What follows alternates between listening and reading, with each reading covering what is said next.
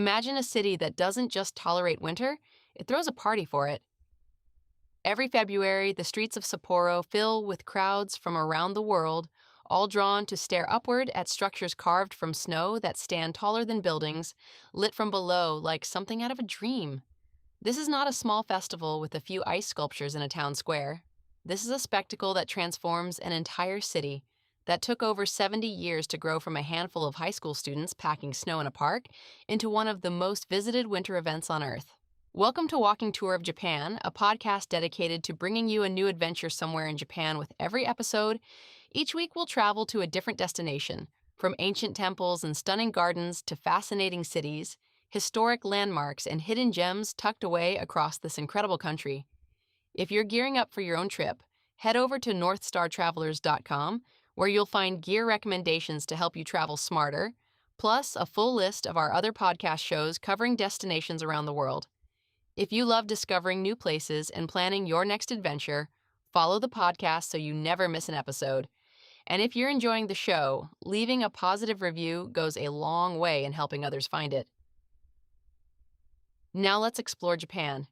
You're stepping off the subway at Odori Station, and the moment you emerge onto the surface, the cold hits you. February in Sapporo is serious winter. Temperatures can drop well below freezing, and the air carries that particular stillness you only find in a northern city built for snow. But the cold is part of the experience here, and today you're in exactly the right place to embrace it. You're at the eastern end of Odori Park, and the first thing you notice is the Sapporo TV Tower rising above you. A red and white steel structure 150 meters tall that has stood at the park's eastern entrance since 1956. Before you dive into the festival, consider taking the elevator up to the observation deck, about 90 meters above street level. From up here, the full scale of what you're about to walk through becomes clear. Odori Park stretches straight to the west like a great white corridor, 1.5 kilometers long, lined on both sides by the city. And filling every block of it, as far as you can see, are sculptures, enormous forms of snow rising into the sky. This is the view that puts everything in perspective. The story of how this festival came to be is one of the more surprising origin stories in the world of public events. In 1950, just 5 years after the end of World War II, a group of local high school students in Sapporo were looking for something to do during the long winter. They came to this park, which at the time served largely as a place to dump the city's excess snow, and they built 6 snow sculptures. 50,000 people showed up to see them. Nobody expected that. The students didn't expect it. The city didn't expect it. But something about those sculptures in the cold air lit against the winter sky resonated deeply with people who were looking for reasons to celebrate again. The event grew quickly.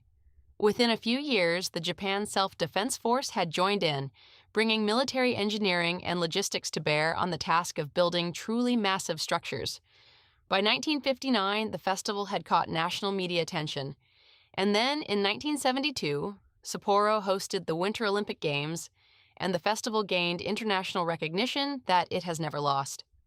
Today, more than 2 million visitors come to Sapporo every February from across Japan and from around the world. It is one of the country's premier events, and it remains entirely free to attend.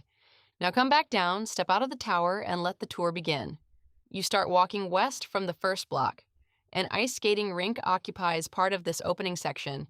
You can rent skates and take a few turns on the ice if you feel inclined, surrounded by the festival atmosphere. Moving forward, you begin to encounter the food stalls and vendor tents that line the edges of the park during festival week.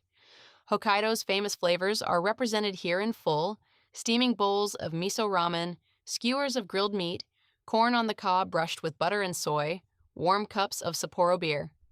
The smell of grilled food drifting through cold air is one of those festival sensations that stays with you. But it's the sculptures that pull your attention forward, and as you reach blocks 3, 4, and 5, you're walking through what can only be described as a gallery of impossible things. The large snow sculptures of this festival are not gentle snowmen. They are architectural wonders, some of them 25 meters wide and 15 meters tall, depicting castles, temples, famous buildings from around the world, characters from popular culture, and scenes from Japanese history. They are built with extraordinary precision, often by teams of self-defense force engineers who use heavy equipment to move the raw material and then hand tools to carve the final details. Stand in front of one of these pieces and look up. The detail is astonishing. You can see individual carved features, textures worked into the surface, architectural elements reproduced with near-perfect accuracy, and all of it from snow. The fact that it exists in this form for only a brief window of time gives it a quality that few other art forms can match. It is beautiful precisely because it is temporary. As you continue moving west, you pass through blocks where hundreds of smaller sculptures fill the park, many of them created by teams from around the world, since the festival includes an international snow sculpture competition that draws participants from Asia, Europe, and North America. Sapporo has relationships with sister cities, including Munich and Portland, and teams from these cities have been coming to compete for decades. Stop and look at these smaller works closely. Some of them are extraordinarily detailed, and knowing that an artist flew in from the other side of the world to spend days in the cold, crafting this piece gives it a different weight. A practical tip here: if you are visiting during the festival week, the best time to come to Odori Park is either early morning, before the main crowds arrive, or after dark when the illuminations transform the sculptures entirely. At night, lights flood the snow from below and from the sides, and the sculptures glow in ways that make them look unreal, otherworldly. The projection mapping shows, which beam moving images and patterns directly onto the surfaces of the larger pieces, are not to be missed. The park stays lit until 10 in the evening, so you have plenty of time. Continuing west, you pass Block 10 and 11, where the snow sculpture contest grounds are located. During the early days of the festival, you may be able to watch teams actively working, carving, and shaping their entries before the judging. This is a remarkable thing to observe: people from different countries, working in a shared medium, communicating through the language of art and craft. Block 11 also tends to feature stage events, concerts, and themed presentations that vary from year to year. As you approach the western end of the park, the density of the crowd eases slightly, and you have a moment to breathe and look back east, along the full length of what you've walked. The TV tower is visible in the distance, and between you and it, the sculptures you pass stand like monuments against the gray winter sky. The festival doesn't end at Odori Park. One subway stop south in Susukino, Sapporo's main entertainment district, a second venue hosts the ice sculpture competition and exhibit. Where the snow sculptures of Odori Park are massive and architectural, the ice sculptures of Susukino tend to be more fluid and translucent. You can see light passing through them, and at night, when they are illuminated with colored lights against the backdrop of the city's neon signs, they take on a completely different character. Susukino after dark during the festival is vivid and electric. The ice sculptures, the light, the restaurants and bars open late, the energy of a city in full celebration mode. There is a third site as well, the family-oriented venue located inside a community dome on the edge of the city, with snow slides, snow rafting, and indoor activities well suited for children and groups wanting a more interactive experience. If you're traveling with family, this site is worth the short trip by subway and bus.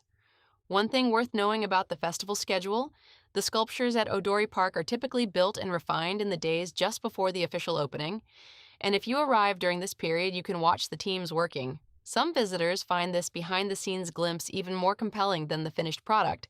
The final afternoon of the festival, by contrast, can be bittersweet. You know the sculptures won't survive long after the event ends. Sapporo still gets warm eventually, and what took weeks to build disappears in a matter of days once the temperatures rise. Stand here at the western end of the park for a moment and consider what this festival really is.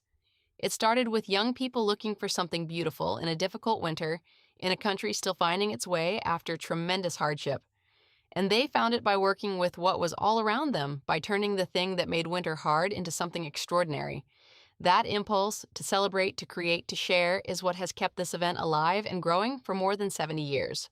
The snow is just the material. The festival is something else entirely. When you're ready to eat, there are a few places worth knowing about near the festival grounds. Ganso Ramen Yokocho is a narrow alley near Susukino, lined with tiny ramen shops serving Sapporo's signature miso ramen, rich, deeply savory bowls with curly noodles, butter, and corn that are exactly what your body wants after hours in the cold. For something distinctly Hokkaido, Jingisukan Daruma in Susukino has been serving Jingisukan, grilled lamb cooked over a dome-shaped brazier with a house sauce that has been refined for decades, since 1954. It's a casual, lively place, perfect for a late evening meal.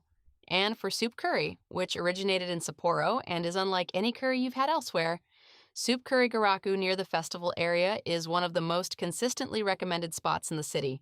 A warming bowl full of tender vegetables and your choice of protein in a beautifully spiced broth. Beyond the festival itself, Sapporo rewards a few extra days of exploration.